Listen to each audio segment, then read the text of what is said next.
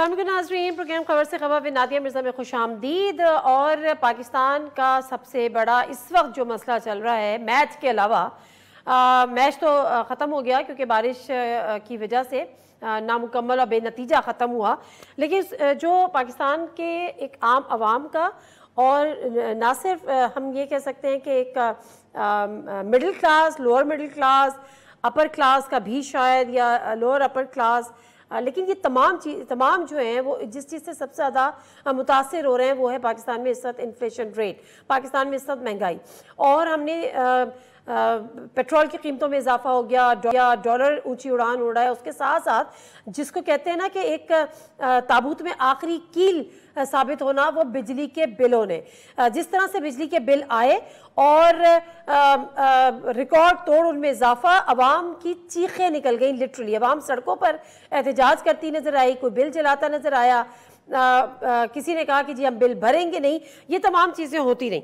कुछ सियासी जमातों ने भी उसमें अपना अपना हिस्सा डाला, लेकिन उसके साथ साथ तकरीबन एक हफ्ता कबल जमात इस्लामी ने उस वक्त अनाउंस कर दिया था कि अगर इन्होंने, उनको टाइम भी दिया हुकूमत को कि अगर इन्होंने ये वापस नहीं लिया, ये बिजली के बिल का जो शिकायत है उसको नहीं एड्रेस किया, तो फिर वो हड़ताल करेंगे। और आज हमने जमात इस्लामी की हड़ताल पूरे मुल्क में देखी और अवाम ने भरपूर उसमें उसका साथ भी दिया, बावजूद इसके कि निगरान वज़ीर आज़म ये कहते हुए पाए गए थे कि हालात ख़राब हैं, मगर इतने भी ख़राब नहीं है कि पहिया जाम हो। इस पर भी ज़रा रिएक्शन जानेंगे। अमीर जमात इस्लामी सिराजुल हक साहब हमारे साथ मौजूद हैं। जी अस्सलाम सिराजुल हक साहब। वालेकुम अस्सलाम। अच्छा सिराजुल हक साहब, जो हालात हैं उस पर मैं आपसे ज़रूर जानूंगी, आपकी हड़ताल के हवाले से ही बात करूंगी, लेकिन निगरान वज़ीर आज़म अनवारुल्लाह काकड़ साहब ये कहते हुए पाए गए थे कि मसला है, लेकिन इतना बड़ा मसला नहीं है बिजली के बिलों का या महंगाई का कि पहिया जाम हड़ताल करनी पड़ जाए, ये मीडिया ज़्यादा उसको मैग्नीफाई कर रहा है। सर ऐसे ही है? बिस्मिल्लाह रहमान रहीम। नादिया, एक तो आपका बहुत शुक्रिया, और आपकी इस प्रोग्राम के ज़रिए मैं पाकिस्तान के अवाम का शुक्रिया अदा करना ज़रूरी समझता हूँ। खुसूसी तौर पर 80 लाख से ज़्यादा जो हमारे दुकानों के मालिकान थे, जिन्होंने आज एक पुरअमन हड़ताल करके हुकूमत को ज़बरदस्त जवाब दिया कि जहाँ जनाब अनवारुल हक साहब कहते हैं कि ये बिजली की कीमतों में इजाफा कोई मसला नहीं, तो आज 80 लाख दुकानदारों ने जवाब दिया कि ये बहुत बड़ा मसला है, इससे हर पाकिस्तानी मुतासिर हुआ है। और आज पुरअमन हड़ताल करके अवाम ने जिस यकजहती का, आपस में मिलकर आगे बढ़ने का फ़ैसला किया है, मैं इस पर अवाम का, दुकानदारों का, ताजर बिरादरी का, आप सब लोगों का शुक्रिया अदा करता हूँ।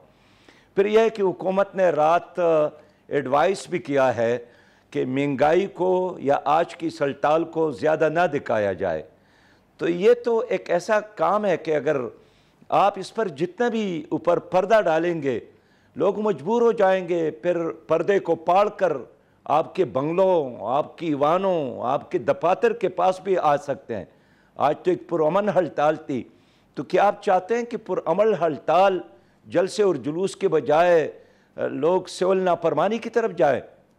हमने सख्ती के साथ हिदायत की कि जो भी तशद्दुद का रास्ता अपनाएगा, डंडे का इस्तेमाल करेगा, पत्थर का इस्तेमाल करेगा, वो हमारा नहीं होगा। और आज पुरअमन हड़ताल करके कौम ने एक ज़बरदस्त पैगाम दिया है हुकूमत को, अगर हुकूमत कुछ समझती है। दूसरी बात यह है, अच्छा सिराजुल साहब, सॉरी माजरत के साथ मैं सिर्फ एक चीज़ ऐड कर दूं, जिससे आपने कहा कि आपकी हिदायत थी कि पुरअमन हड़ताल होगी और कोई डंडे का इस्तेमाल नहीं होगा, लेकिन सोशल मीडिया पे कुछ फुटेजेस चल रही थी कि जमात इस्लामी के कारकुन जो हैं वो कुछ दुकानों को ज़बरदस्ती बंद करवा रहे थे। क्या आपके नोटिस में ये बात आई? देखिए, मैंने रात अपने तमाम कारकुनान को यही एडवाइस दिया था कि ये बिल्कुल रज़ाकाराना तौर पर हड़ताल है, फिर पहिया जाम है भी नहीं, शटर डाउन का हड़ताल है। और ये भी साथ कहा था कि जो आदमी तशद्दुद का रास्ते इख्तियार करेगा वो सरकार का एजेंट तो होगा, वो हमारा कारकुन नहीं होगा। इसलिए मैं ख़ुद लाहौर में घुमा फिरा हूँ, इस्लामाबाद को, क्वेटा को, पेशावर को, कराची को, मुल्तान को, सक्कर को खुद वाच किया है। अल्हम्दुलिल्लाह हर जगह पुरअमन अंदाज में ये सारा हड़ताल लोगों ने की है, अपनी मर्ज़ी के साथ की है, यकजहती के साथ की है, और ये कामयाबी की अलामत है। अगली बात जो आपने कहा ना कि अनवारुल हक साहब फरमाते हैं कि ये इतना बड़ा मसला नहीं है कि पहिया जाम हड़ताल की जाए। तो एक तो आज पहिया जाम नहीं था, लेकिन ये जनाब वज़ीर आज़म साहब बहुत बड़ा मसला है, लोगों के लिए जीने और मरने का मसला है।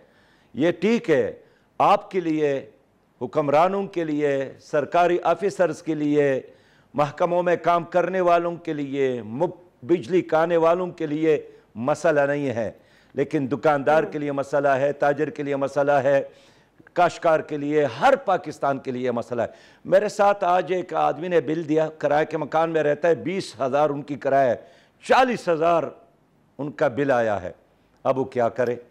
एक महीने में तो खैर कोई जेवर बेचकर, कोई भेड़ बकरी और भैंस बेचकर, कोई पड़ोसी से कर्जा लेकर ये बिल अदा करेगा। अगले महीने क्या करेगा?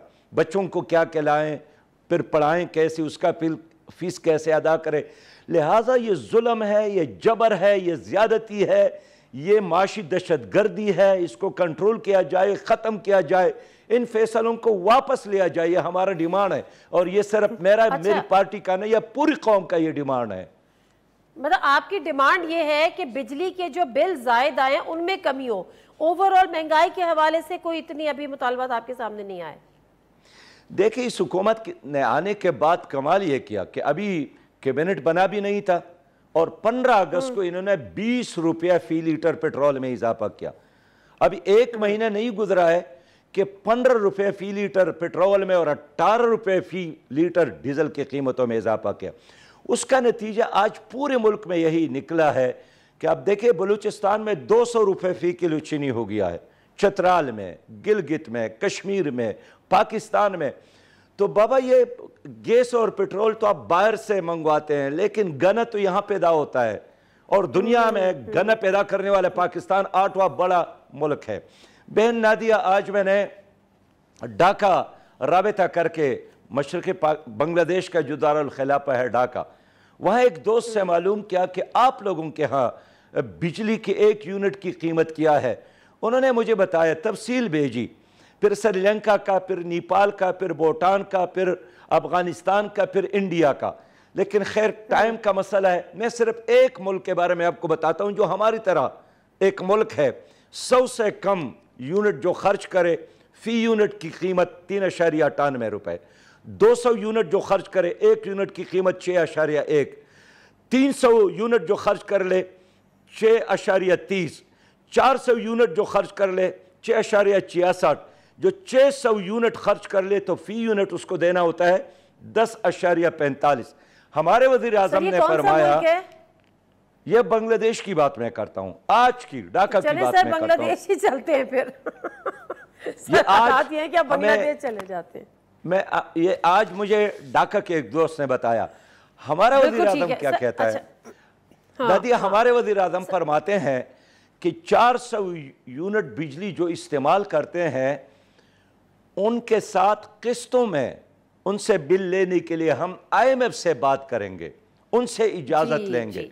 आप मुझे बताएं, ये पाकिस्तान है या IMF का गुलाम है? हम इस गुलामी से बगावत का ऐलान करते हैं, इनकार करते हैं।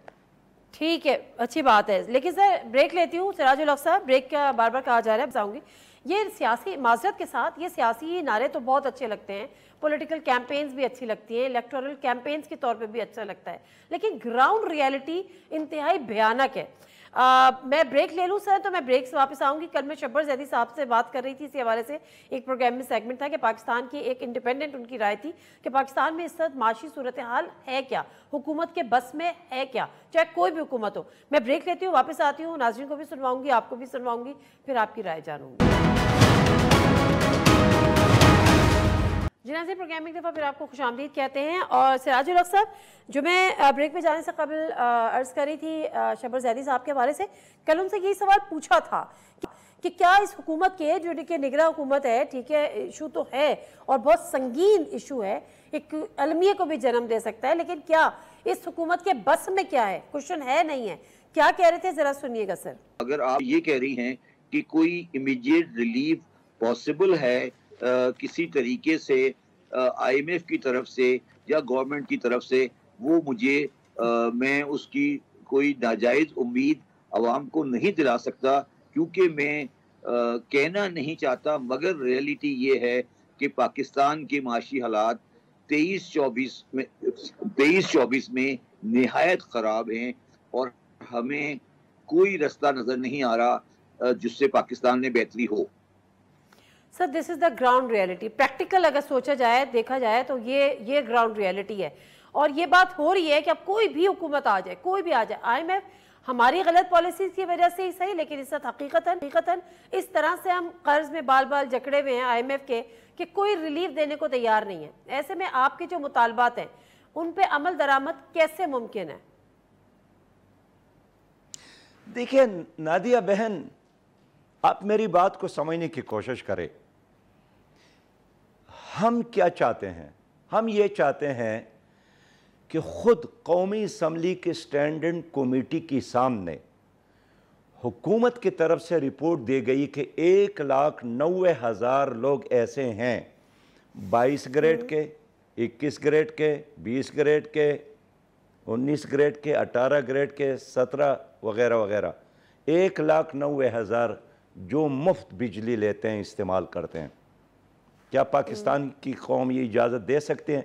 बिजली वो इस्तेमाल करते हैं और बिल आप और हम और गरीब लोग देते हैं। खुद हुकूमत के बिजली की तरफ से जो नुमाइंदगी करते थे कमेटी में, उसने स्टेटमेंट दिया कि 520 अरब से ज़्यादा सालाना चोरी होती है। अब चोरी आप करते हैं, बोझ हमारे ऊपर हो, ये जुल्म है। लाइन लाइसेंस जो है, लाइन आपका ख़राब है, बुसीदा तारे हैं, ट्रांसफार्मर ख़राब है, मीटर ख़राब है, अमला ख़राब है और उसका बोझ हमारे ऊपर डालते हैं। ये तो आईन के लिहाज से, कानून के लिहाज से, शरीयत के लिहाज से भी जायज़ नहीं है। हम कहते हैं कि निगरान हुकूमत कम अज़ कम यहाँ से तो एक आगाज़ कर ले, एक बात। दूसरी बात यह है कि जो आज लोगों ने हड़ताल की है, इसी को बेस बनाकर दोबारा उन कंपनियों से मुआहदे मुज़ाकरात कर ले कि इन फैसलों पर हम नज़रसानी करना चाहते हैं। उनमें से कुछ कंपनी ऐसे हैं जो बाहर के हैं, लेकिन बहुत सारे कंपनियों के मालिकान तो खुद पाकिस्तानी हैं, पाकिस्तान में रहते हैं, पाकिस्तान में कमाते हैं, पाकिस्तान में मरेंगे, पाकिस्तान में जीते हैं। तो उनसे बात करना हुकूमत की जिम्मेदारी है। मसला मिसमैनेजमेंट का है, मसला चोरी का है, मसला करप्शन का है, मसला मुफ्तखोरों का है, मसला आपके लाइन लाइसेंस का है। और मुझे जवाब देना ये हुकूमत कि अगर आपका मुल्क में अपना कोयला मौजूद है तो कीमती कोयला बाहर से डॉलरों में ख़रीद कर क्यों लाते हैं? आपने साहिवाल में प्लांट लगाया तो कराची से साहिवाल तक ट्रकों में कोयला डाल तक यहाँ पहुँचाने पर जो कीमत आती है, अगर यही प्लांट आप कहीं करीब लगाते तो कहीं ये बोझ तो आवाम पर नहीं आता। आपके मुल्क में पन बिजली है, खुद हुकूमत कहती है कि 6.94 पैसा पर एक यूनिट पलटा है पानी से जो बिजली बनता है। आप क्यों नहीं बना रहे? जब आप कहते हैं कि यहाँ 800 किलोमीटर ऐसा साइल हमारे साथ मौजूद है जिससे हम हवा से बिजली ले सकते हैं, क्यों नहीं लेते? आपके मुल्क में अगर 365 दिन सूरज चमकता है और रोशनी मौजूद है और ज़बरदस्त तपश मौजूद है, सारी दुनिया उससे अब फ़ायदा लेती है, आप क्यों नहीं लेते? मसला जी अपनी सलाहियत का है, IMF का नहीं है। बिल्कुल दुरुस्त फरमाया। और ये ऐसी तजावीज़ हैं और ये ऐसे मुतालबे जिन पे अमल दरामद हो सकता है, लेकिन ज़ाहिर है फौरी तो नहीं होगा, इस पर टाइम लगेगा। और लेकिन बहरहाल एटलीस्ट शुरुआत तो हो ही सकती है, किसी ना किसी को तो इनिशिएट करना पड़ेगा। अब अगला मुख्तसर सा अगर सिराजुल हक साहब अगला लाएमल बता दें कि आज की स्ट्राइक तो हो गई और एक कामयाब स्ट्राइक भी हो गई, शटर डाउन, आगे क्या प्लान है आप लोगों का? देखिए आगे अल्टीमेटम है हुकूमत के लिए। हुकूमत को हम मशवरा देते हैं कि आप IMF का तर्जुमान न बने, आप पाकिस्तान के अवाम का निगरान वज़ीर आज़म बने। आप हमारे दर्द को समझे, आप हमारे फरियाद को सुने, आप कौम की फरियाद को सुने। आप कोई बाहर से आए हुए आदमी नहीं है कि वायसराय बनकर उनके अहकामात हम पर नापेश करे। अब पहले हमें देखे ना कि हमारे अंदर ये कैपेसिटी है या नहीं है, नहीं, गरीब आदमी दे सकता है या नहीं दे सकता। सिराजुल हक साहब माजरत के साथ मैं ये पूछना चाह रही हूँ, आज की स्ट्राइक के बाद मुतालबे भी सामने रख दिए, नहीं पूरे होते तो क्या बस स्ट्राइक के बाद ख़त्म? नहीं नादिया साहिबा, हमने आज 12 बजे तक टाइम दिया है और अगर 12 बजे तक हुकूमत ने हमारी बातों पर गौर नहीं किया तो कल 12 बजे फिर हम अपने आइंदा लाहे अमल का ऐलान करेंगे लोगों के साथ मुशावरत के बाद। हमने कल मुशावरत का इजलास बुलाया है और हमने लोगों की तर्जुमानी करने, इसलिए कौमी असम्बली नहीं है कि उनका मसला वहाँ डिस्कस हो, सूबाई असम्बलियाँ ख़त्म है कि उनके मसाइल पर वहाँ बात हो। और कौम की नुमाइंदगी वो पार्टियाँ भी नहीं कर सकते जिन्होंने कौम के ऊपर ये जुल्म किया है, जिन्होंने हमारे और आपके हाथों में हथकड़ियाँ डाली है, जिन्होंने ये मुआहिदे किए हैं, जिन्होंने कमीशन ले लेकर हमारे ज़िंदगी उन कंपनियों के हवाले की है, वो बात नहीं कर सकते। इसलिए अब जमात इस्लामी चाहती है कि हम कौम को साथ लेकर इंशाअल्लाह कल आइंदा के लाहे अमल का ऐलान करेंगे। बिल्कुल ठीक है सर। इंतखाबात के हवाले से, इंतखाबात 90 दिन में होना है, एक आईनी आपके ऊपर जो है वो लाइबिलिटी है, लाइबिलिटी का है, रिस्पॉन्सिबिलिटी का है, लेकिन उसके साथ साथ जो नई मरदमशुमारी के बाद उसको नोटिफाई करने के बाद ये मामला आगे चला गया। अब जमात इस्लामी का इसको लेके क्या मुतालबा है, क्योंकि अभी इलेक्शन कमीशन ने तो कहा है कि एंड ऑफ जनवरी भी कराए जा सकते हैं, इसको किस तरह से देख रहे हैं? अब जनवरी में ओके हैं, 90 दिन में कराएं, क्या मुतालबा है? देखिए, अगर आप आईन को मानते हैं तो आईन में तो आर्टिकल 224 में यही है कि 90 दिन के अंदर अंदर इलेक्शन हो। अब पंजाब में कितने अरसे से निगरान हुकूमतें हैं, KPK में कितने अरसे से निगरान हुकूमतें हैं, और एडहाकिज़म की बुनियाद पर 24 करोड़ अवाम को चलाना, ये तो अवाम के साथ जुल्म है। इस वक्त दहशत गर्दी है, हमारे लोग रोज़ शहीद होते हैं, हमारे फ़ौजी कारवान पर, कन्वे पर हमला हुआ, कितने हमारे नौजवान शहीद हो गए। आप देखें कि सिंध में मुकम्मल तौर पर इस वक्त डाकू राज है। लिहाजा ये निज़ाम तो कम अज़ कम इसके काबिल नहीं है कि इस पाकिस्तान को लीड कर सके। इसलिए हम चाहते हैं कि 90 दिन के अंदर इलेक्शन हो, और ये आईन के लिहाज से इलेक्शन कमीशन की जिम्मेदारी है और निगरान हुकूमत की भी जिम्मेदारी है। बिल्कुल ठीक है सर। एक वक्त था ज़रा खैबर पख्तूनख्वा में जब PTI की गवर्नमेंट थी पिछले दफ़ा, तो उसमें आप उनके इत्तेहादी भी थे, वो बाद में थोड़ी सी आनियाँ जानियाँ हुई। अभी जब कराची में लोकल बॉडी हुए और आपके मेयर का मामला हुआ तो आप लोगों ने एक दफ़ा फिर चेयरमैन तहरीक इंसाफ से मुलाकात भी की ज़मान पार्क जाके। अब ये सारा कुछ जो हो रहा है, क्या अगले इंतखाबात में भी आप समझते हैं कि एक अच्छा इत्तेहाद आप लोग का बन सकता है? दूसरा, जो PTI के बकौल और PTI जो कहती है कि जी हमारे खिलाफ क्रैकडाउन हो रहा है, और हम देख भी रहे हैं ख़वातीन उनकी जेल में हैं, लोग उठा लिए जाते हैं, फिर एक प्रेस कॉन्फ्रेंस होती है और फिर वो घरों को चले जाते हैं, सियासत से किनारा कशी, पार्टी छोड़ देते हैं। इस सब पर जमात इस्लामी का स्टांस क्या है सर, किस तरह? जमात इस्लामी चाहती है इंसाफ हो, जमात इस्लामी चाहते हैं एहतसाब हो, जमात इस्लामी चाहते हैं कि शफाफ इलेक्शन का इनेकाद हो, जमात इस्लामी चाहते हैं कि इलेक्शन कमीशन अपने आईनी ज़िम्मेदारी पूरी करे, जमात इस्लामी चाहते हैं कि तमाम सियासी जमातों को यकसां तौर पर इलेक्शन में हिस्सा लेने के लिए माहौल मुहैया करे। जमात इस्लामी चाहती है कि पार्टी वर्कर PTI का हो या किसी और का हो, कानून के मुताबिक उनके साथ बिहेव किया जाए। जमात इस्लामी चाहती है कि ख़वातीन का हमारे दीन में, हमारे तहज़ीब में और हमारे कल्चर में एक ख़ास मुकाम है। वो सियासी खातून हो या गैर सियासी खातून हो, हर सूरत में उसको एहतराम, उसके डिग्निटी और उसकी इज़्ज़त का ख्याल रखा जाए।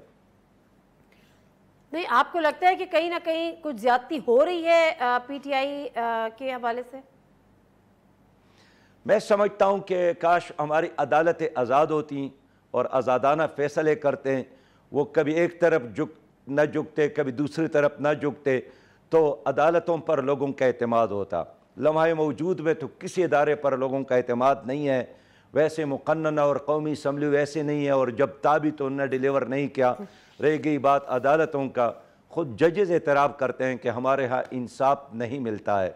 इसलिए मैं चाहता हूँ कि जितना जल्द इलेक्शन हो जाए। मैं बड़ा कैटेगोरिकली सवाल कर रही हूँ आपसे, मैं आपसे पूछना ये चाह रही हूँ कि जो PTI से कह रही है कि हमारे खिलाफ क्रैकडाउन हो रहा है, हमारे लोगों को उठा लिया जाता है, फिर वो प्रेस कॉन्फ्रेंस करते हैं, ख़वातीन जेल में, क्या उनके साथ ज्यादती हो रही है या नहीं हो रही है? मैं फिर कहूँगा कि जब मुस्लिम लीग की हुकूमत थी तो हम यही कहते चले आ रहे हैं कि दूसरों के साथ जुल्म ना करो। पहले PTI की हुकूमत थी और वो भी यही करते चले आ रहे थे। आपको याद होगा राना सनाउल्लाह साहब पर 15 किलो हेरोइन का और मुंशियात का एक केस बनाया था, और अल्लाह को हाजिर और नाजिर जानकर वज़ीर साहब कहते थे कि मैं बिल्कुल ठीक बोल रहा हूँ, बाद में कुछ नहीं निकला। उस वक़्त भी हम यही कहते हैं कि जुल्म ना करो, और आज की हुकूमत से भी हम यही कहते हैं कि जुल्म ना करो, इसलिए कि जैसा करोगे वैसा भरोगे। तो सर जब वो इतने जालिम थे, उन्होंने इतना जुल्म किया, उन्होंने झूठे लोगों के ऊपर मुकदमे बनाए, और फिर आप उनके साथ सियासी इत्तेहाद करने ज़मान पार्क चले गए। नहीं, हम सियासी आपका मेयर बन जाए कराची में? नहीं नहीं नहीं नहीं नहीं नादिया बहन, आपकी गलत फहमी है। हमने सियासी इत्तेहाद किसी के साथ नहीं किया। ये जरूर हुआ नहीं मेयर कराची को हाफिज नईम साहब को मेयर बनाने के लिए। मेरी बात जी जी जी नादिया साहिबा, मेरी बात सुने, मेरी बात सुने। मैं अर्ज़ करूं, कराची में इलेक्शन हुआ, वहाँ दो बड़ी पार्टियां सामने आ गई। एक तरफ जमात इस्लामी थी और दूसरी तरफ पीपल्स पार्टी थी, और फिर PTI जिनके अपने 45 मेंबरान थे, अस खुद उन्होंने जमात इस्लामी के साथ ताउन का वोट देने का ऐलान किया।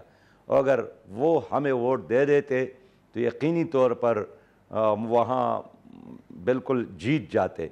जब उन्होंने अस खुद अपनी तरफ से हमारी हिमायत का ऐलान किया तो शुक्रिया के तौर पर हमारे कराची के अमीर ज़रूर उनसे मिले थे, लेकिन कोई सियासी इत्तेहाद हमारा सर आप भी तो गए थे ज़मान पार्क चेयरमैन तहरीक इंसाफ से मुलाकात करने। देखिए, मिलने का मतलब सियासी इत्तेहाद नहीं है। एक सियासी माहौल में, समाजी माहौल में सियासी इत्तेहाद नहीं, लेकिन आपको उनकी सपोर्ट चाहिए थी। आप उनको सपोर्ट के लिए गए थे कि जी हाफिज नईम साहब को सपोर्ट करें ताकि हमारा मेयर बन जाए।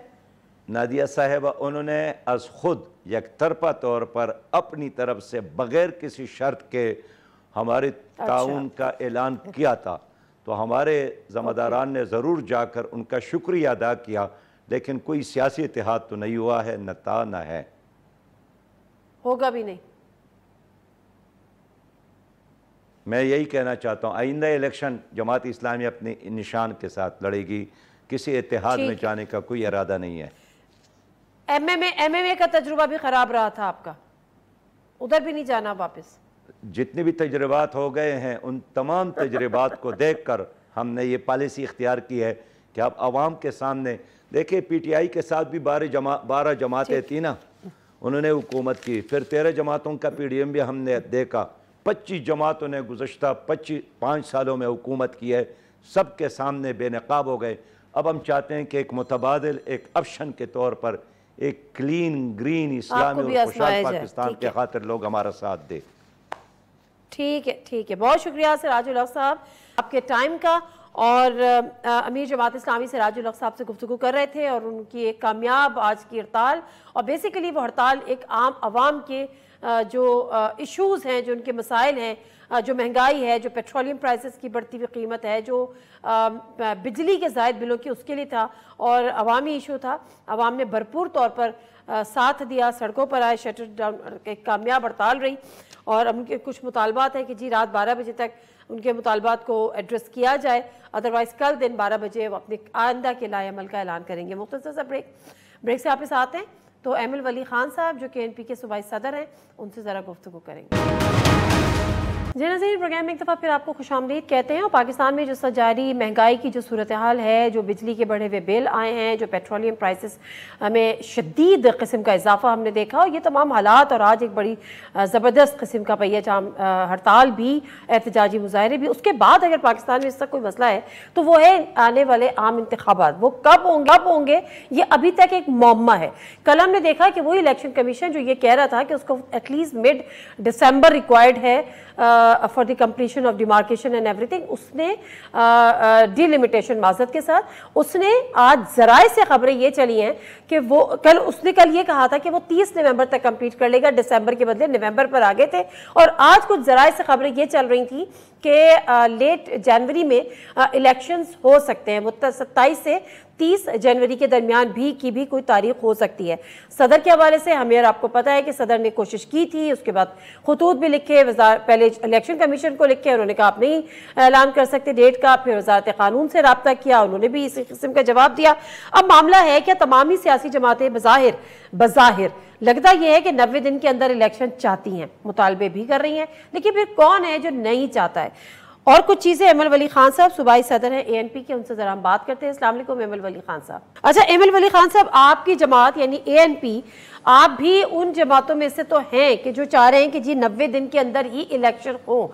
अब क्या इसके बाद, चूंकि अब जो इलेक्शन कमीशन ने कहा कि अब वो मिड दिसंबर के बदले 30 नवंबर तक अपनी डिलिमिटेशन का प्रोसेस कंप्लीट कर लेंगे, उसके बाद आज जराए से खबर चली कि लेट जनवरी में या एंड जनवरी में इलेक्शंस हो सकते हैं, कुछ तसल्ली तशफ़ी हुई है आपकी? देखें जी बीबी, बहुत शुक्रिया मुझे अपने मौक़िफ़ बयान करने के लिए आपने मौका दिया। हम तो देखें जी रोज़ अव्वल से कह रहे हैं कि आइन पे अमल होना चाहिए। आज हम जहाँ बैठे हैं, अब तो 90 डेज़ तो इम्पॉसिबल है कि 90 डेज़ में इलेक्शन होंगे, उसके तो पॉसिबिलिटी अगर हम बहुत कहेंगे तो, लेकिन आवाम को हम मेरे ख्याल में बेवकूफ़ बनाएंगे। मैं तो पिछले 2 हफ्ते से ये बात कर रहा हूँ, मुतमईन उस दिन होंगे जब इलेक्शन का तारीख़ मिलेगी। भले आप कह रहे हैं जनवरी हो फरवरी हो, हमें तारीख़ चाहिए। और मेरे ख्याल में मैं आपकी वसातत से एक दफ़ा फिर ये डिमांड रखता हूँ इलेक्शन कमीशन के सामने कि उनकी बुनियादी ज़िम्मेवारी है इस वक्त वो इलेक्शन की तारीख़ दे। वो जनवरी में देते हैं, वो फरवरी में देते हैं, वो दिसंबर में देते हैं। आज से जितना जल्द हो सके, कल हो सके, मंडे को तारीख़ दे दे कि इलेक्शन फ़लाने तारीख़ को होंगे। लेकिन क्या वजह है आपकी नज़र में? एक ऑटोनमस बॉडी है, कॉन्स्टिट्यूशनल इदारा है, इंडिपेंडेंट है, बता रहा है कि जी डिलिमिटेशन हमें फला वक्त में कंप्लीट कर लेंगे, ज़राए से खबरें चल रही हैं, खुलकर तारीख का ऐलान नहीं कर रहा। क्या वजह है? इन्फ्लुएंस्ड है, किसी के ज़ेरे असर है? तारीख देने में क्या रुकावट क्या है? मेरे ख्याल में ये तो अगर इलेक्शन कमीशन खुद ही सामने आके इसकी वजाहत करे कि या वो ख़ुद तारीख़ नहीं देना चाह रहे या उनके ऊपर किसी का प्रेशर है। क्योंकि जैसे आपने बोला कि इलेक्शन कमीशन तो अब एक ऑटोनमस बॉडी है, और अल्लाह करे कि पाकिस्तान में सब ऑटोनमस बॉडी अपनी ख़ुद मुख्तारी और अपने वक़ार को इस्तेमाल करते हुए एक ख़ुद मुख्तार फ़ैसले करे। तो मेरे ख्याल में इलेक्शन कमीशन को सामने आके ये भी मौक़िफ़ क्लियर करना चाहिए कि क्यों तारीख़ नहीं दे रहे, क्या वजह है।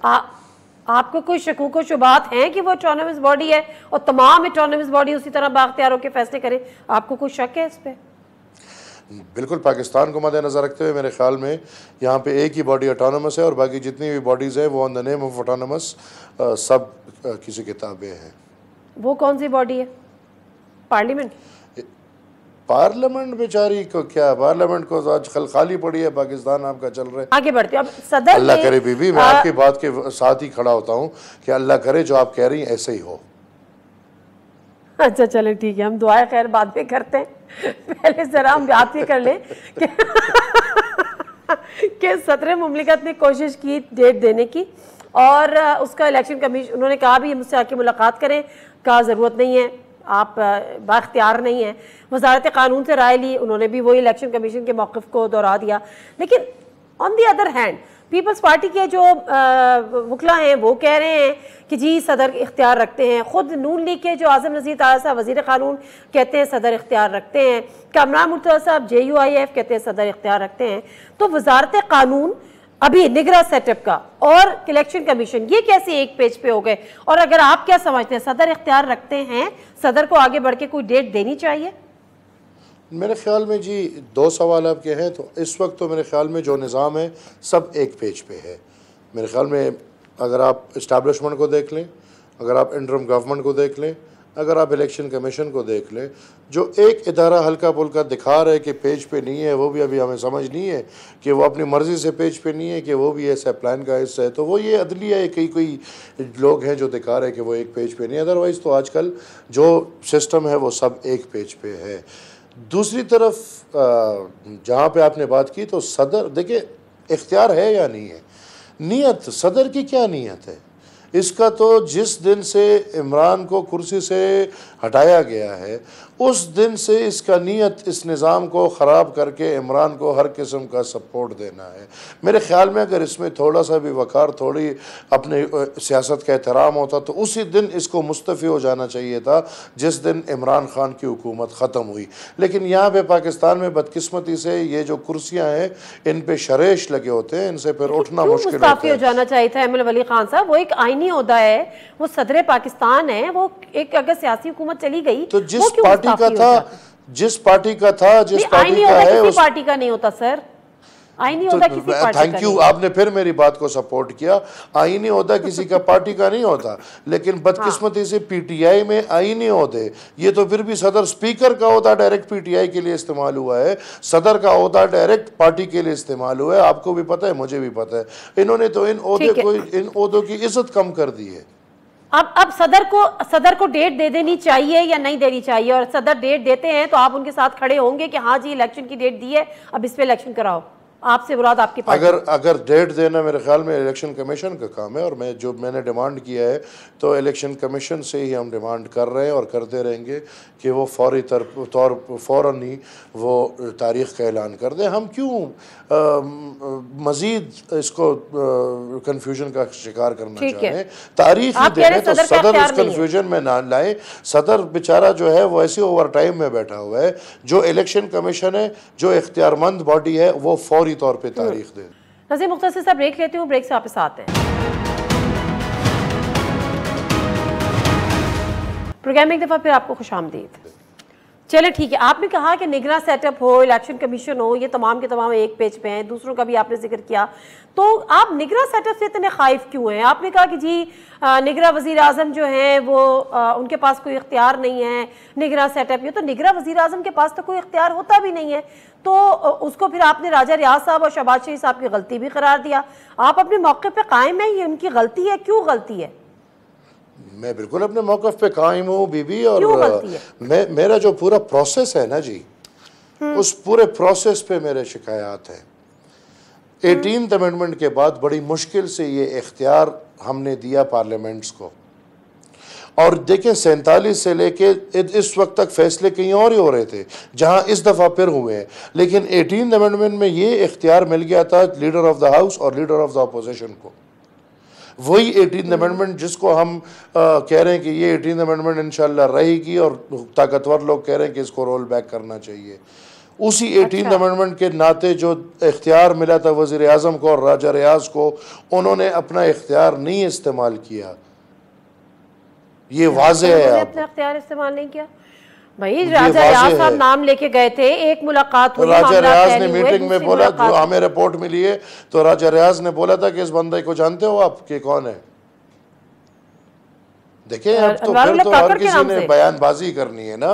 हमने इख्तियार दिया था वज़ीर आज़म को। सर अनवारुल्लाह काकड़ जो अभी निगरान वज़ीर आज़म हैं, उनके नाम से राजा रियाज साहब ने शहबाज शरीफ साहब से पूछा कि आप इसको जानते हैं कि नहीं जानते?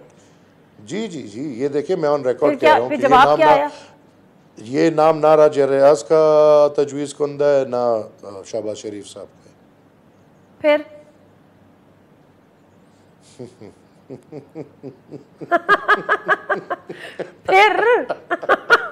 फिर बात मुकम्मल करें ना। हम मुकम्मल करेंगे इंशाल्लाह, क्यों नहीं करेंगे। देखें जो निज़ाम चला रहे हैं पाकिस्तान में 47 से लेके आज। अच्छा चलें, अगर आपकी ये जो हंसी के पीछे जो छुपी हुई चीज़ है, वो डेफिनेटली मैं भी समझती हूँ, सब समझते हैं, इसको सच भी तस्लीम कर लिया जाए तो इसमें मज़ायक़ा क्या है? एक नाम आया, लीडर ऑफ द अपोजिशन और लीडर ऑफ द हाउस दोनों से मुत्तफिक हो गए, कोई बुराई नहीं है जी। ठीक है बीबी, आपके लिहाज में कोई ऑब्जेक्शन नहीं होना चाहिए, नहीं है मेरे ख्याल में। ये जमहूरी सेटअप के ऊपर एक तमांचा है, इसलिए मैंने ऑब्जेक्शन किया। अच्छा, फिर आपने कहा निगरान उनके पास कोई इख्तियार नहीं है, तो निगरान के पास इख्तियार होता भी कब है सर? उन्होंने तो डे टू डे अफेयर्स को डील करना होता है। वो तो मैं तो डे टू डे इख्तियार की भी बात कर रहा हूँ ना। वो भी नहीं है? नहीं जी। तो कौन चला रहा है निज़ाम हस्ती? फिर ना करें मतलब खासा ऐसा ना करें, बड़ा सीरियस नौयत का हमारा प्रोग्राम है। फिर आप वो हमें वही लेकर जा रहे हैं, तो मैं सीरियस, मैं कोई मजाक नहीं कर रहा। अच्छा, काउंसिल ऑफ कॉमन इंटरेस्ट का इजलास होता है, उसमें पीपल्स पार्टी भी साइन करती है, वो कहती है हमारी रिजर्वेशन थी बट हमने साइन कर दिया। हमें यकीन दहानी कराई थी PMLN ने कि जी 90 दिन के अंदर इलेक्शन होंगे, मरदमशुमारी को नोटिफाई करने से इस पर कोई फर्क नहीं पड़ेगा। क्या वाकई पीपल्स पार्टी को यकीन दहानी PMLN ने करा दी थी और पीपल्स पार्टी लेकिन बहरहाल साइन करके निकली? अब वो भी कह रही है 90 दिन, उनके साथ भी हाथ हुआ है। ये देखिए, वजाहत तो पीपल्स पार्टी को करनी चाहिए। हमारा मैं अपना मौक़िफ़ दे सकता हूँ, मैं अपना मौक़िफ़ दे सकता हूँ कि मैं उनकी जगह पे जवाब नहीं दे सकता कि उनके साथ हाथ हुआ है, नहीं हुआ, क्या हुआ है, क्या नहीं हुआ। हम उधर मीटिंग में नहीं थे। सीसीआई, हमारा गिला है कि जब सीसीआई की मीटिंग पे जा रहे थे, इत्तेहादियों को नहीं बुलाया गया, इत्तेहादियों के साथ मशवरा नहीं किया गया कि क्या बात होनी है और क्या बात नहीं होनी, क्योंकि फर्स्ट ऑफ ऑल हमारा मरदमशुमारी पे गिला है। जो मरदमशुमारी हुई है वो फेक है, वो ठीक नहीं है। ऑन रिकॉर्ड में दोबारा कहता हूँ, जिसको हम पता नहीं क्या क्या नाम दे रहे हैं कि इस दफ़ा ऐसी मरदमशुमारी हुई है कि जो दुनिया में कभी नहीं हुई, उसमें भी हम बेचारों की किस्मत में सही मरदमशुमारी नहीं हुई। 5 साल पहले हमारा जो तादाद था, 5 साल बाद हमारा तादाद उतने का उतना ही है।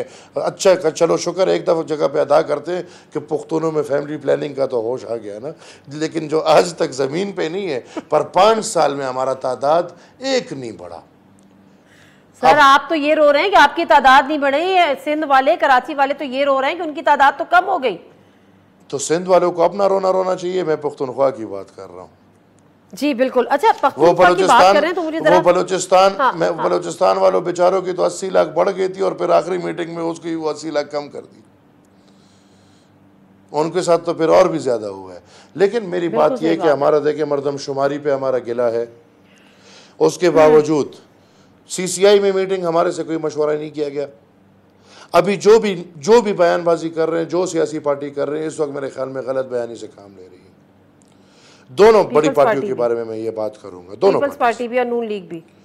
नून लीग, आई से इट ऑन रिकॉर्ड, समेत मेरे पूरे कौम को, आप पूरे मीडिया को, सबको ये समझती कि जिस दिन सीसीआई की मीटिंग बुलाई जा रही थी, उसी दिन सबको पता था कि ये मीटिंग इसलिए बुला रहे हैं कि नई हल्का बंदियों की बात करेंगे और इलेक्शन को पोस्टपोन करेंगे। किसका उनके लिए ज्यादा ये उनको सूट करता है नून लीग को कि इलेक्शन जो है वो सूट करना ना सूट करने की बात मैं नहीं कर रहा। इधर अगर हम सियासतदान ये सोचे कि ये फैसले हमें सूट करेंगे, ये हमारे सोच से भी बाहर है। फैसले वो होंगे जो किसी और को सूट करेंगे। तो मतलब आप ये कह रहे हैं कि जो काउंसिल ऑफ कॉमन इंटरेस्ट का इजलास था वो बुलवाया गया प्लानिंग के तहत या नहीं, मैं ये नहीं कहा बुलवाया कि, लेकिन शहबाज शरीफ साहब को पता था, पूरी दुनिया को पता था, पूरे पाकिस्तान को पता था कि काउंसिल ऑफ कॉमन इंटरेस्ट की मीटिंग अगर बुलाई जाएगी तो उसको बुलाया इसलिए जाएगा कि ये कहा जाएगा कि चूंकि सेंसस होंगे, अब हल्का बंदी होनी जरूरी है, लिहाजा उसकी वजह से इलेक्शन पोस्टपोन करेंगे। नहीं तो ये काम तो पहले भी हो सकता था। ये काउंसिल ऑफ कॉमन इंटरेस्ट की मीटिंग अगर यही करना था तो ये तो 4-5 माह पहले भी हो सकता था, तो फिर वक्त पे इंतखाबात हो जाते। पीपल्स पार्टी के बेहाफ पे मैं ये कहता हूं कि कम से कम उसी दिन या अगले दिन उठ के ये बातें कर लेते जो आज कर रहे हैं। 1 महीना चुप रहे, अब जाके पता चल रहा है कि कुछ पता नहीं क्या हो रहा है, अब जाके बोलना शुरू किया तो फिर थोड़ा गलत होता है। उसी दिन उठ के मेरे ख्याल में पीपल्स पार्टी को बयान दे देना चाहिए था, वजाहत कर लेनी चाहिए थी, कमिटमेंट का ये आगाह कर लेना चाहिए था कौम को कि हमारे साथ अंदर ये कमिटमेंट हुई है, तो फिर आज ये मसला ना होता। लिहाजा मैं ये समझता हूँ कि ये अभी जो भी है अपने फ़ायदे के लिए सोच रहे हैं, और मेरे ख्याल में हमें पाकिस्तान तो फुकदानों से भरा हुआ है, लेकिन मैं निचोड़ ये निकालता हूँ कि इस चीज़ को जल्द से जल्द ख़त्म करना चाहिए। इलेक्शन के दिन का ऐलान फौरन होना चाहिए और फ्री एंड फेयर इलेक्शन होने चाहिए फौरन। बिल्कुल दुरुस्त मुतालबा है। मेरे पास टाइम थोड़ा सा कम है, अगर आपकी इजाज़त हो तो मैं एक सवाल कर लूँ, उसका जवाब थोड़ा सा अगर आप शॉर्ट दे सकें। खैबर पख्तूनख्वा की आपने बात की, थोड़ा सा पॉलिटिकली उसमें कुछ चेंज, एक और नई पार्टी का इजाफा हुआ है, पीटीआई पार्लियामेंटेरियन परवेज़ खटक साहब। परवेज़ खटक साहब का एक चैलेंज है कि यहाँ से पीटीआई का नामो निशान मिटा दूंगा। आप समझते हैं कि उनकी जमात पीटीआई पार्लियामेंटेरियन जो है वो उसमें इतनी स्पेस, इतना कुशन, इतनी ताकत है कि वो अपनी पैर पे खड़ी हो सकेगी? नहीं जी नहीं, ये तो देखिए चूहे और बिल्ली की बात है। आज जो चूहा शेर बन रहा है, ये कल बिल्ली के सामने चूहा बैठा हुआ था, उसको लीडर मान रहा था, उसके तले इसने पूरे पुख्तनख्वा को आग में लगा दिया। मैं परवेज़ खटक में ये बिल्कुल ये अहमियत और ये हिम्मत नहीं देखता। अलबत्ता अगर रियासत वाकई में पीटीआई से पीछे है तो हम जो वहाँ की हकीकी जुमातें हैं, इंशाअल्लाह पीटीआई के ताबूत के आखिरी कील हम लगाएंगे, बस समेत पीटीआई पी के भी इंशाअल्लाह हमें छोड़ें, जमहूरियत को आज़ाद करें, ग़ुलाम जमहूरियत को। हम इंशाअल्लाह जो वहाँ की हकीकी सियासी जुमातें हैं, हम इनके ताबूत के कील लगाएंगे इंशाअल्लाह। चलिए, बहुत शुक्रिया एमिल वली खान साहब आपके टाइम का। और कुछ शिकायतें हैं आपको निगरान हुकूमत से या कुछ आपकी रिजर्वेशंस भी हैं इस पर, लेकिन बहरहाल अब मामला यही है कि इलेक्शन कब होते हैं। जब इलेक्शंस होंगे तो फिर आवाम को ये मौका मिलेगा कि वो अपनी मनपसंद हुकूमत को मुंतखब करें, पार्टी को हुकूमत को मुंतखब करें। Thank you very much. Nadim Mirza को इजाज़त दीजिए। अल्लाह हाफ़िज़।